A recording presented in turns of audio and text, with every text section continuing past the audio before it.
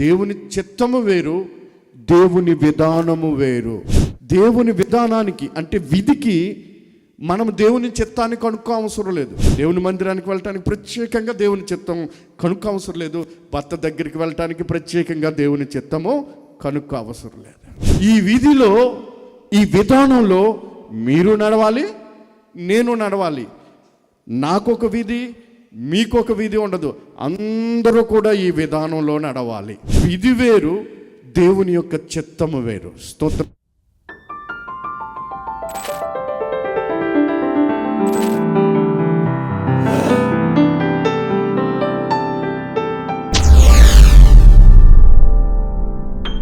మంది ఏమంటారంటే ప్రతిదానికి దేవుని చిత్తం, దేవుని చిత్తం, దేవుని చిత్తం అంటారు. ఒక అక్క ఉందండి.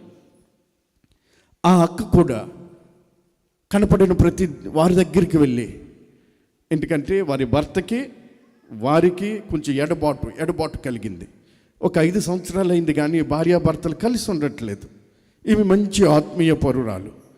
కనపడిన ప్రతి ఒక్కరి దగ్గరికి వెళ్ళి అంటారు, తెలుసా అండి, నేను నా భర్త దగ్గరికి వెళ్ళటం దేవుని చిత్తమో కాదు, మీరు ఉపవాసం ఉండి కనిపెట్టి ప్రార్థన చేయండి అన్న. ఎవరిని అడిగినా కానీ, అలాగే ఎవరు కనపడినా కానీ ఆ అక్కేమనేదంటే, నా భర్త దగ్గరికి వెళ్ళటం దేవుని చిత్తమా కాదా, దేవుని చిత్తమా కాదా, మీరు ప్రార్థన చేసి కనిపెట్టి నాకు చెప్పండి.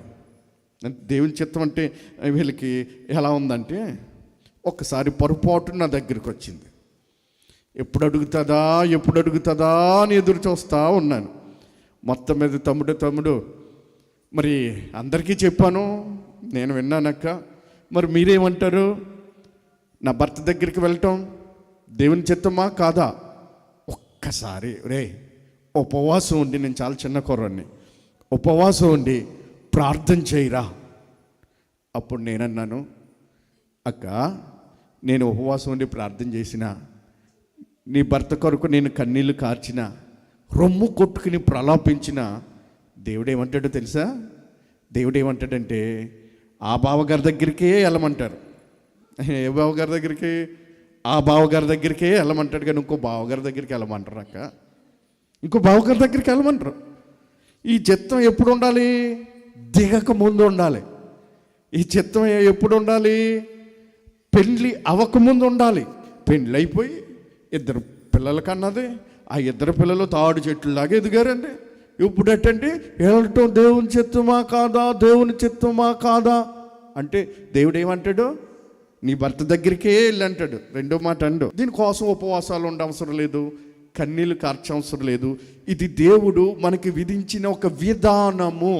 ఆమేన్. ఏంటంటే దేవుని చిత్తము వేరు, దేవుని విధానము వేరు.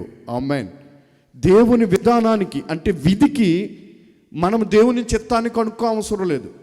ఒక ఆవిడ ఉంది, ఆదివారం వచ్చిందంటే కరెక్ట్గా ఆరాధన టయానికి తలుపేసుకొని, ఇంట్లో తలుపేసుకొని పిల్లలు అందరి చేత మోకరించి, ప్రభువా నేను నీ చిత్తమైతే దేవుని మందిరానికి వెళ్ళటం నీ చిత్తమైతే, దేవుని మందిరానికి వెళ్ళటం నీ చిత్తమైతే ఆటో మా ఇంటి ముందు ఆగాలి, లేకపోతే కారు అయినా మా ముందు ఆగాలి.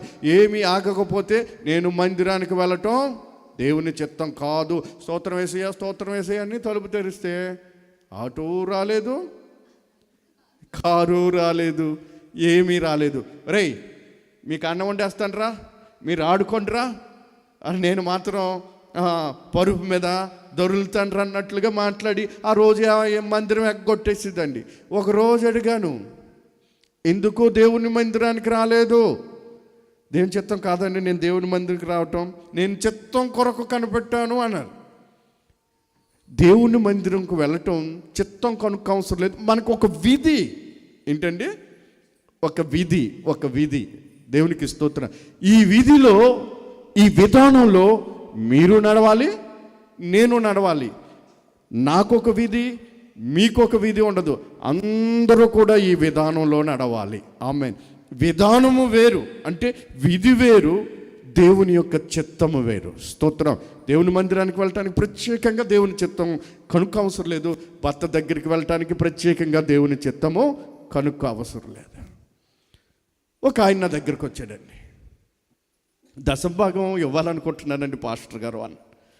చాలా సంతోషం బాబు, మీరు ఆశీర్వదించబడాలంటే, మీరు దీవించబడాలి అంటే నీ రాబడిలో 10వ వంతు దేవునికి ఇవ్వాలి, చాలా సంతోషం అన్నాను. అంతలోనే ఆయన ఏమన్నాడో తెలుసా? నాకు ప్రేరేపణ కలగట్లేదండి. ఏంటంటే దశంభాగం ఇవ్వటం నాకు ప్రేరేపణ కలగట్లేదండి. ప్రేరేపణ కలిగేటట్లుగా నేను ప్రార్థన చేయాలట. ఆయన దశంభాగం ఇవ్వాలి అని నేను ప్రేరేపణ కలిగేటట్లుగా చేయాలట. బైబిల్ గ్రంథం దశంభాగం గురించి ఏం చెప్తుందంటే, నీ రాబడి అంతటిలో 10వ భాగం దేవుని మందిరంలోనికి తీసుకురమ్మని. ఇది ఇప్పుడున్నటువంటి విధానం కాదు, అది ఆది కాలము నుండి వస్తున్నటువంటి విధానం. దశంభాగం ఇస్తున్నప్పుడు దేవుడు ఆకాశపు వాకిళ్ళని విప్పి పట్టజాలనంత దీవెనలతో, ఈ విస్తారమైనటువంటి దీవెనలతో ఆశీర్వదిస్తాడు. మీ పంటను పాడు చేస్తున్న పురుగులు నేను గద్దిస్తాను అన్నాడు. స్తోత్రం, హల్లెలూయా. అయితే దశంభాగం ఇవ్వటానికి ప్రేరేపణ అవసరం లేదు. దశంభాగం ఇవ్వమని దేవుడు ఒక విధిని ఏర్పాటు చేశాడు. అర్థమవుతుందండి? ఆ విధి కొరకు దైవ చిత్తం, దేవుని చిత్తం కొరకు కనిపెట్టే అవసరం లేదు. ఈ దశంభాగం ఎవరికి ఇవ్వాలి, ఎవరికి, మీరు ఏ మందిరంలోకి వస్తున్నారో ఆ మందిరం సేవకుడికి ఇవ్వటం ఒక ఆయనవైతే, ఒక పద్ధతి. ఈ దశంభాగాలు ఇవ్వటానికి ప్రేరేపణ అవసరం లేదు. మరి దేనికి ప్రేరేపణ కావాలి? ఒక్కొక్కసారి ప్రభు ప్రేరేపిస్తాడు. నేను ఇలా పలానా వస్తువు కావాలి, లేకపోతే పలానాది మందిరానికి చెయ్యాలి అనగానే దేవుడు మీ హృదయంలో ప్రేరేపిస్తాడు. మీ హృదయంలో ఎంత ప్రేరేపిస్తాడో దానిని ధారాళంగా ఇవ్వాలి. అది దేవుని చిత్తం.